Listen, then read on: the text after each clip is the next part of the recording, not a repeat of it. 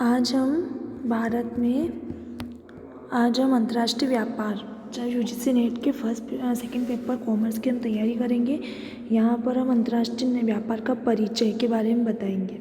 यह दुनिया का एक ग्लोबल विलेज बन गई है, व्यापार का विस्तार हुआ है और अब यह किसी भी देश की भौतिक सीमाओं तक सीमित नहीं है ना। ग्लोबल विलेज मतलब पूरे वर्ल्ड में फैल चुका है, बहुत ज़्यादा विस्तार हुआ और ये देश के भीतर सीमाओं तक सीमित नहीं है।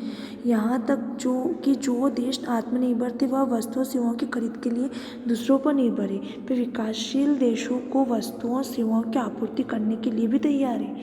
आत्मनिर्भरता से निर्भरता में बदलाव होता है। इसका कारण परिवहन के तेज एवं कुशल साधनों जैसे दूरसंचार और संरचना सुविधाओं के नए साधनों का विकास है। उन्होंने देशों को एक दूसरे से करीब लाया है। विश्व व्यापार संगठन WTO के प्रौद्योगिकी बुनियादी ढांचे और संचार प्रयासों में विकास एवं विभिन्न देशों की सरकारों द्वारा किए गए सुधारों के अलावा देशों के बीच वाणिज्यिक संपर्क बढ़ाने के लिए भी एक प्रमुख कारण रहा है। भारत लंबे समय से अन्य देशों के साथ व्यापार कर रहा है, लेकिन अब ये बड़े पैमाने पर वैश्वीकरण की प्रक्रिया में फंस गया है और विश्व व्यापार अर्थव्यवस्था के साथ अपनी अर्थव्यवस्था को एकीकृत कर रहा है। अंतर्राष्ट्रीय व्यापार उन व्यावसायिक गतिविधियों को संदर्भित करता है जो किसी देश की भौगोलिक सीमाओं से परे होती है। इसमें न केवल वस्तुओं और सेवाओं के अंतर्राष्ट्रीय आंदोलन बल्कि पूंजी, कर्मियों, प्रौद्योगिकी, बौद्धिक संपदाओं जैसे पेटेंट, ट्रेडमार्क, कॉपीराइट आदि शामिल है।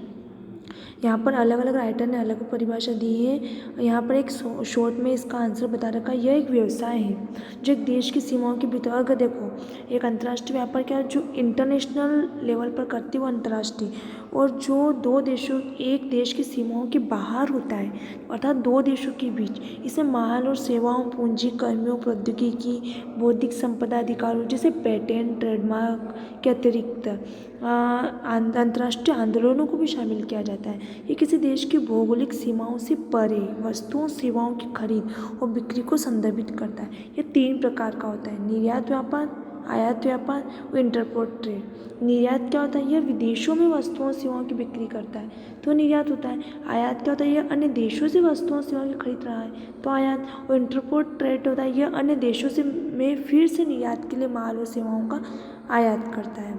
इसका प्रकृति स्कोप क्या प्रकृति? अंतर्राष्ट्रीय व्यापार की तुलना में बहुत अधिक व्यापक शब्द है। इसे माल का निर्यात और आयात करना, सेवाओं या बौद्धिक संपदा अधिकारों का निर्यात और आयात करना, लाइसेंसिंग और फ्रेंचाइजी करना, प्रत्यक्ष निवेश और पोर्टफोलियो निवेश दोनों सहित विदेशी निवेश इसमें शामिल है। अंतर्राष्ट्रीय व्यापार से तात्पर्य केवल माल की निर्यात और आयात से है, अर्थात केवल माल।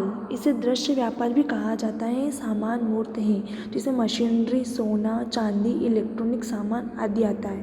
क्षेत्र अंतर्राष्ट्रीय व्यापार में वस्तुओं का निर्यात और आयात शामिल होता है, सेवाओं का निर्यात और आयात। इसे अदृश्य व्यापार भी कहा जाता है। अदृश्य व्यापार की वस्तुओं में पर्यटन, परिवहन, संचार, बैंकिंग, वेयरहाउसिंग, वितरण और विज्ञापन शामिल है। लाइसेंसिंग और मताधिकार। लाइसेंसिंग एक संविदात्मक समझौता है जिसमें एक फर्म लाइसेंस करता अपने पेटेंट, कॉपीराइट, ट्रेडमार्क और प्रौद्योगिकी के लिए किसी विदेशी फर्म लाइसेंसधारी को रॉयल्टी नामक शुल्क के लिए पहुंच प्रदान करता है। ये लाइसेंसिंग प्रणाली के तहत है कि पेप्सी और कोका कोला दुनिया भर में उत्पादित और बेचे जाते हैं।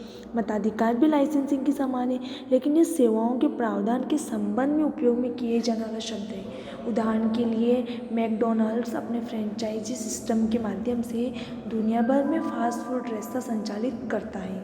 विदेशी निवेश, इसमें वित्तीय रिटर्न के बदले विदेशों में धन का निवेश होता है।